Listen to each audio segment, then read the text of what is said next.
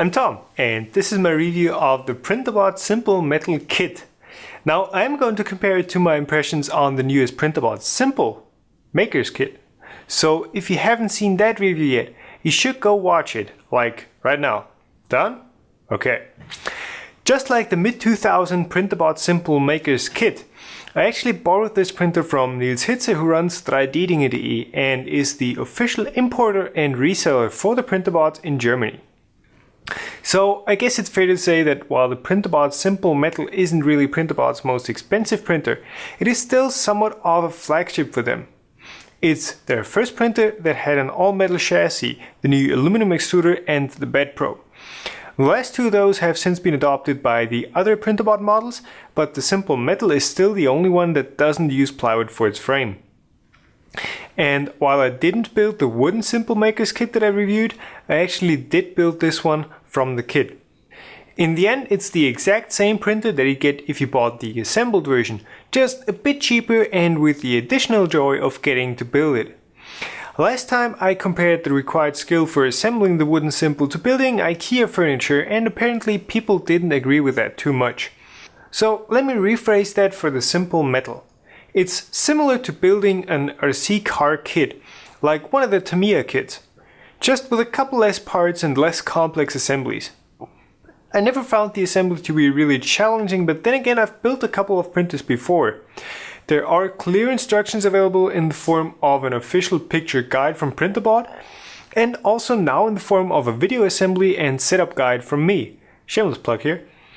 The assembly should take around 4 hours from unboxing to the first print, but if you've done it before, I'm sure one could do it in less than an hour. Now, I feel it's actually a bit unfair that this printer carries the same name as the Simple Maker's Kit, because it's in no way a printer of the same league. It does still share the design, motion platform, hot-end extruder and mainboard with the current Maker's Kit, but the printer itself has a completely different feel to it. While the Maker's Kit was a tiny bit wobbly, the metal feels much more solid.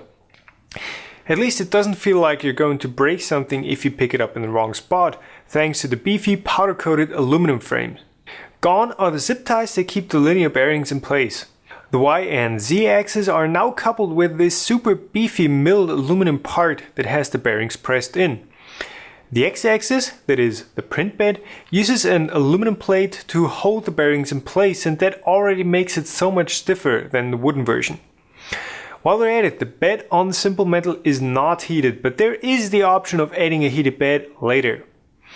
The printer's mainboard, which is the usual printer board, includes all the necessary parts for that, but you will need to swap out the power supply for a beefier one.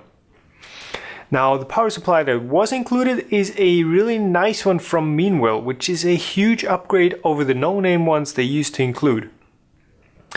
The Simple Metal's build area is 150mm in every direction. That is 6 inches for those who like the funky imperial math, which gives it a total build volume over 3 times as large as the Simple Maker's Kit. And personally, I don't need more. I built my main printer with a huge 400x200x200mm build volume because I thought I'd want to use that much. But honestly, 99% of the parts I print are smaller than about 120mm in any direction, so about 5 inches. So yeah, that 6-inch cube build volume on the metal is definitely not much of a limitation for me, and probably won't be for most other users.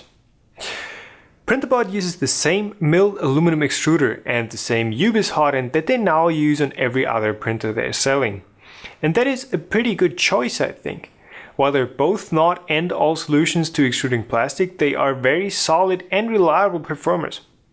Right next to the hot end is the bed sensor and Z end stop, which allows the printer to measure and compensate for tramming errors of the print bed by adjusting the movement of the printhead in real time. And that also works well. Now, those were the things why I and many other people recommend the Printrbot Simple Metal when someone asks for a decent but affordable 3D printer. But the Simple Metal is still not a high-end printer, and here's why. These are mostly the same issues that I had with the Simple Maker's Kit. I guess that's where the legacy shines through. So let's start with the Z-axis. It's much stiffer than on the Maker's Kit, but it still uses the same imperial lead screw and the same motor coupler. With a proper metric lead screw and a machined end instead of one that is simply ground off, not only would that thing instantly wobble less and allow for more accurate positioning, but it would also allow for the use of a simpler, non-flexible coupler. Next up, the stepper drivers could use a little adjusting right out of the box.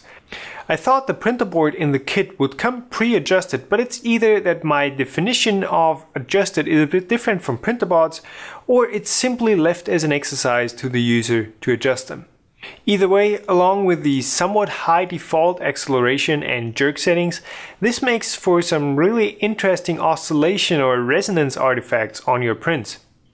But the good thing is that this is something that can easily be adjusted and fixed, even if it will be at the expense of some printing speed. One thing though that is probably going to need some creativity is to fix the wires. The wire management on the metal is definitely better than on the maker's kit, but it's still really hard to route them in a way where A, there is no danger of the wires getting caught on moving parts, B, there is enough slack to allow the printer to reach all positions, and C, not risk of catching a wire break from the constant bending. Also, the wiring still smells like emollient like on the maker's kit, which isn't a huge deal if you have your printer sitting out in your garage, but when it's sitting on my desk next to me, I usually get a sore throat just after a couple of hours, even when the printer isn't printing. One last thing. The Simple Metal isn't an open source machine, but quite honestly, I don't think that is much of an issue. You can tell in the design that the metal wasn't designed to be super hackable or buildable by sourcing all the components yourself.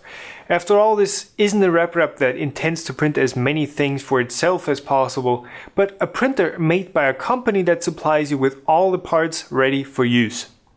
But that doesn't mean that they're as bad as MakerBot or other companies that take all the liberties about the printer away from you. The electronics are still designed and open sourced by Printrbot, and the compatible firmware and software is also open source and open for anyone to swap out or modify. Also, you can swap out a couple of mechanical parts like the hot end for other industry standard parts. But yeah, the Printrbot is a printer that I would recommend. It's a very decent machine for novice or somewhat experienced users, and it has the potential of churning out pretty high quality prints. I mean, you can tell that this guy is still a simple printer, so it's not a perfect high-end printer, but it gives you the ability of getting pretty darn close and provides a very decent framework for that. The Printrbot Simple Metal is available as an assembled version from Printrbot for $599 plus shipping and tax or imports, or for $539 as the kit version. I'd personally go for the kit, but that's up to you. If you're in the European Union or even in Germany, you can order a kit from 3ddinge.de for €625, including tax plus shipping. So price-wise, I think that is pretty good as well. So there you have it. If you want to see more of the intimate details of the Simple Metal, check out my unboxing and full assembly guide right here. Available in both English and German. Also, make sure to like this video and subscribe to my channel if you like what I'm doing. I'm going to do a bit of a giveaway in the beginning of September, so keep your eyes peeled for that.